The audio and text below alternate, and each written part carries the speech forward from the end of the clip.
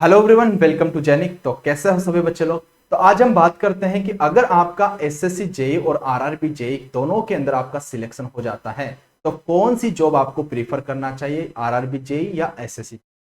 दोनों junior engineer की post है और वहां पे एसएससी जेई मतलब होता है आपके पास स्टाफ सिलेक्शन कमीशन और आपके पास आरआरबी जेई का मतलब होता है रेलवे रिक्रूटमेंट बोर्ड। तो इसके थ्रू हम एक एक करके बात करते हैं कि आपको कौन सी जॉब प्रीफर करना चाहिए या कौन सी जॉब आपके लिए प्रीफरेबल है। तो यहाँ पे देखो कि सबसे पहले हम बात करें आरआरबी जेई और एसएससी जेई की। तो एसएससी जेई की जो जॉब होती है उसके अंदर आपकी ग्रोथ बहुत ही ज्यादा होती है compare to RRB JE. SSC JE में आपकी ग्रोथ ज्यादा होती है कंपेयर टू आरआरबी जेई। लेकिन अगर मैं बात करूं यहाँ पे जो फील्ड का वर्क होता है एसएससी जेई में वो भी आपके पास कम होता है, बट आरआरबी जेई में आपके पास फील्ड का वर्क बहुत ज्यादा होता है। अगर आपको फील्ड वर्क का जॉब मिलता है, अगर आपको वहां पे वर्कशॉप वाला जॉब मिलता है तो उसमें वर्कलोड आपके पे कम होगा, बट यहाँ पे आपके पास फील्ड वर्क नहीं होता है। ओके, तो यहाँ पे कंपेयर करूं मैं आरआरबी जेई से तो इसमें वर्कलोड आपके पास कम होता है। नेक्स्ट बात करूं कि यहाँ पे एग्जाम देने के लिए एज लिमिट क्या होती है, तो यहाँ पे 18 टू 32 ईयर होती है और यहाँ पे 18 टू 33 ईयर होती है। तो यहाँ पे बात करें कि अगर एससी एसटी से आप बिलोंग करते हो तो आपके पास 5 ईयर का रिलेक्शन आपको मिल जाता है। नेक्स्ट अगर मैं बात करूं कि एसएससी जे में नंबर ऑफ वैकेंसी होती है बहुत ही मिनिमम होती है, जो कि प्रत्येक साल आपकी वैकेंसी आती है। बट आरआरबी जे की बात करूं तो यहाँ पे वैकेंसी बहुत ही ज्यादा होती है, मतलब 1000 के अंदर इसकी वैकेंसी होती है जूनियर इंजीनियर की। अभी आप 2019 की बात करो तो वहां पे 12,000 समथिंग यहाँ पे पोस्ट है आरआरबी जे। ओके, तो यहाँ पे एसएससी जे में मतलब गिनी चुनी आपके पास वैकेंसी होती है, मतलब 1000 से भी कम वैकेंसी होती है। ओके, तो सिलेक्शन का जो चांस होता है वो आरआरबी जे में ज्यादा होता है, बट एसएससी जेई में कम होता है अगर हम दोनों में कंपेयर करें।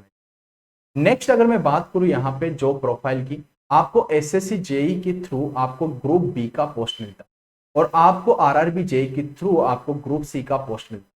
और जैसे ही अगर आप एसएससी जेई में हो और अगर आपका प्रमोशन होता है तो प्रमोशन होने के बाद आप असिस्टेंट इंजीनियर की पोस्ट पे और असिस्टेंट इंजीनियर की पोस्ट पे जाने के बाद आपको जूनियर इंजीनियर हो या असिस्टेंट इंजीनियर हो तो आपको कौन कौन से एरिया अलॉटेड होते हैं। एक तो एमईएस हो गया, सीपीडब्ल्यूडी हो गया और वहां पे बहुत सारे डिपार्टमेंट होते हैं, उसके अंदर आपको एसएससी जेई के थ्रू आपको देते हैं। तो यहाँ पे एमईएस मतलब मिलिट्री वाला जो डिपार्टमेंट होता है, सीपीडब्ल्यूडी मतलब यहाँ पे होता है public work department. Okay, central public work department. Okay, तो यहाँ पे पब्लिक वर्क डिपार्टमेंट में आपको जॉब मिलता है। नेक्स्ट यहाँ पे बात करूं, यहाँ पे अगर आरआरबी जेई में तो यहाँ पे आपका प्रमोशन तो होता है सीनियर सेक्शन इंजीनियर के लिए, बट आपका असिस्टेंट इंजीनियर के लिए नहीं होता है। नेक्स्ट अगर मैं बात करूं, यहाँ पे वर्क होता है रेलवे के अंदर होता है। ओके, इसमें मिलिट्री सीपीडब्ल्यूडी इसके अंदर सबके अंदर इसका जॉब होता है।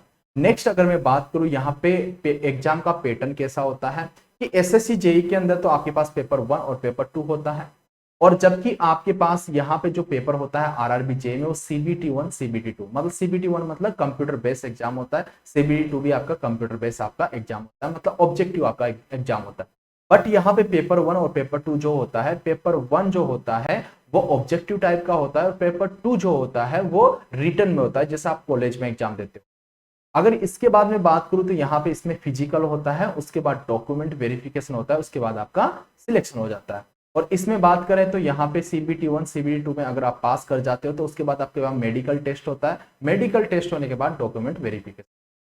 और इसके बाद अगर मैं बात करूं सैलरी की, तो सैलरी जो एसएससी जेई की होती है, नाम ही सीनियर सेक्शन हो जाता है, तो सीनियर सेक्शन वाले आप इंजीनियर बनते हो, बी ग्रुप की आपको जॉब मिलती है, तो इसका जो सैलरी होता है 35,400 से लेके 1,12,400 तक होता है।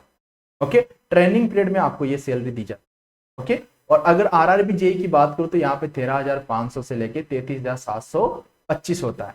तो मैंने पहले ही बता दिया आपको, जो आपकी ग्रोथ होती है वो एसएससी जेई में आपकी ज्यादा होती है। और यहाँ पे और भी मैं बात करूं अगर एसएससी जेई और आरआरबी जेई में, तो मैं आपको यही बोलूंगा कि अगर आपका दोनों में सिलेक्शन हो जाता है तो आप एसएससी जेई को प्रीफर करो, क्योंकि ये भी सेंटर की जॉब है, वो भी आपके पास सेंटर की जॉब है, बट यहाँ पे आपके पास वर्कलोड कम होगा, वहां पे वर्कलोड आपके पास ज्यादा होगा, आपके पास यहाँ पे एसएससी जेई में टाइम ज्यादा मिलेगा आपको। ओके, बट यहाँ पे नंबर ऑफ वैकेंसी कम होती है, बट इसका एग्जाम भी इतना डिफिकल्ट नहीं होता है एसएससी जेई का, क्योंकि 200 मार्क्स का पेपर होता है जिसमें 100 टेक्निकल के क्वेश्चंस आते हैं और 50 आपके रीजनिंग के आते हैं और 50 जीके से, आपके जीके फिजिक्स बायो इनमें से आपके 50 मार्क्स के आपके क्वेश्चंस आते हैं।